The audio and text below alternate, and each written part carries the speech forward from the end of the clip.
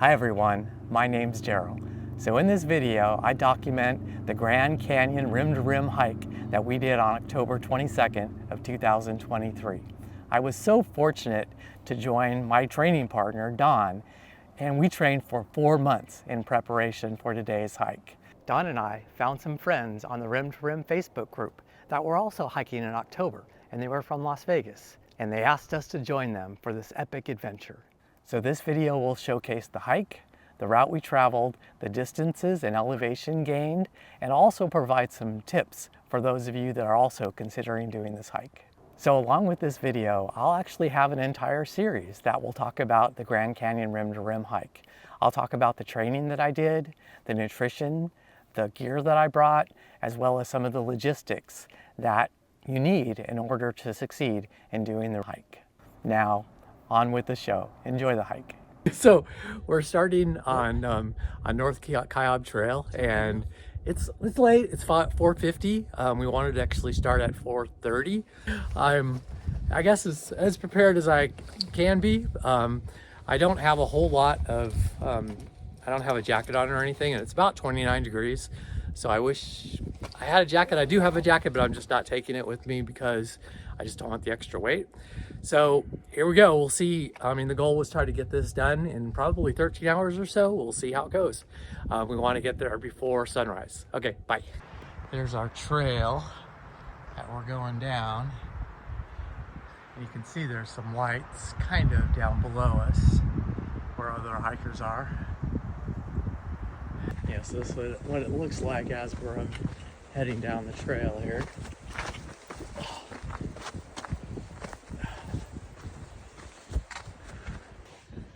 The Grand Canyon rim-to-rim hike is 24.5 miles long. You're likely going to be starting from the North Rim, and you're starting first thing in the morning when it's cold and pitch dark. Our first waypoint is Supai Tunnel. It's only 1.7 miles from the North Rim, but it's a popular out and back hike. We've now made it to Supai Tunnel, so that's one of the hallmarks, and on our way. It's still dark, but it's starting to see a little light. So it is starting to get light out now, and I don't have my headlamp on anymore because you can see the trail. It's a lot darker than what it shows on the camera, but yeah, just look at how beautiful it is here.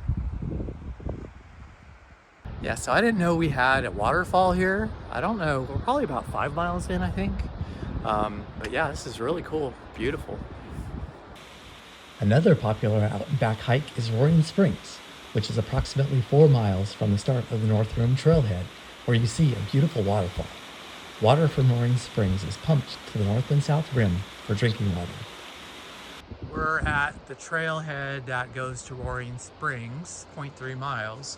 Yeah, we're not going to take that. So anyway, we'll continue on. Don thinks we're about 4 miles in. I think we're about 5 miles in. We'll see. Our first official rest stop is the Manzanita Rest Area. It's approximately 5.5 miles from the North Rim and has drinking water and restrooms, and it's where I took my first nutrition break. One surprising thing is after Manzanita, the hike levels out, so most of your downhill descent is in the first 5.5 miles. So I'm at Manzanita Rest Area, and we're a little over 5 miles in, so 1.5 miles more to, where is it? Cottonwood Campground. So this is cool. Got a little waterfall right here. So we're about 5.5 miles in. After the Manzanita Rest Area, there's additional water at Cottonwood Campground about 1.5 miles ahead where I topped off my water supply. Ahead of that, at 9.25 miles, is an area called the Box. This is basically a slot canyon that gets incredibly hot in the summer. You want to arrive at the Box as early in the morning as possible. We did the hike in the middle of October, and there was lots of shade, so we really didn't feel the heat. The Box continues for about 4 miles. Yeah, so I'm pretty sure I'm at the place where they call the Box.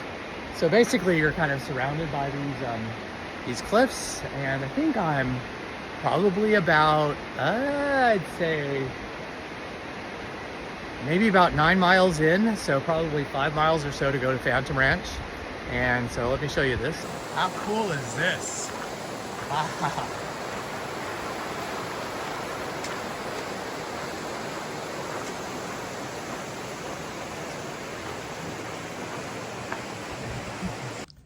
After the box, Phantom Ranch awaits at 14.5 miles from the North Rim. Here you can get refreshments and grab a bite to eat. Make sure you bring cash, as sometimes their credit card machine isn't working. And I highly recommend you try the lemonade. Yeah, so pretty good news. I got a little sign, and this was like at 10:15 or so. So about, I guess, 5 hours and 15 minutes into the hike. It said, Bright Angel Campground in 3/4 of a mile. I still thought I had a couple miles to go.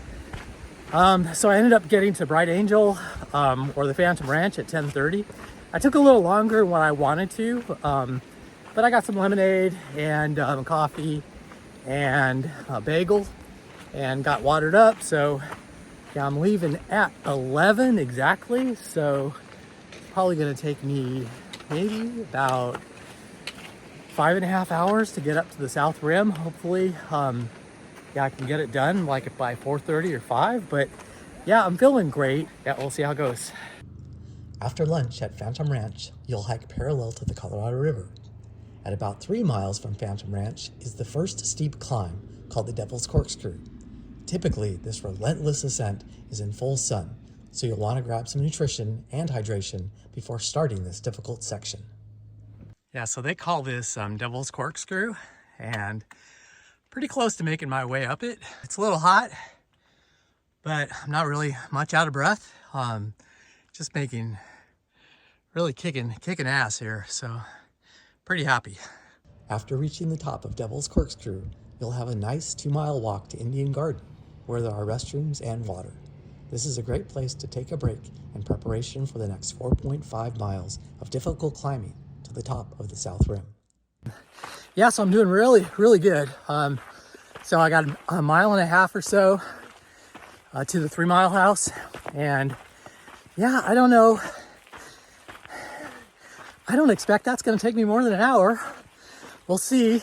And I told Nicole I was going to call her at 3 from around the 3-mile house, and she kind of laughed at me. But I think I'm actually going to probably call her before then. And we actually left half an hour later than what we wanted to. So yeah, I'm really pleased so far with my effort. Staying really hydrated, really good nutrition. I got this cooling towel, which is really nice. So I wet that at Phantom Ranch and kind of put it around my neck, and it's really awesome. I don't know how it works, kind of voodoo or something, but it stays cold, so it's pretty cool. And then I took this shirt and I basically just dunked it and wearing it over the top just to keep myself cool.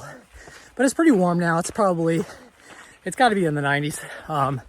And of course now we're heading up and it's gonna get tough. So, all right, signing off. I'll update you on the 3-mile house. Leaving Indian Garden, you'll have about 1.7 miles to get to the 3-mile house. They call it the 3-mile house because it's 3 miles away from the top of the South Rim. Here, you'll have restrooms and water.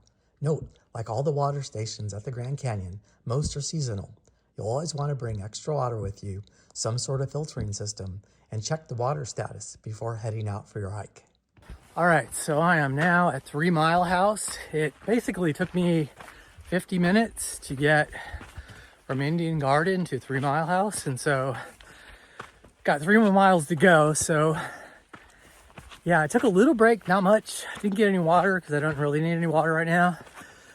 Just switched shirts and switched shirts and just got out some nutrition. So have a little bit of that, and hopefully I can plow through, get this done in about 45 minutes, and hopefully I'll be done by around 3:30. All right.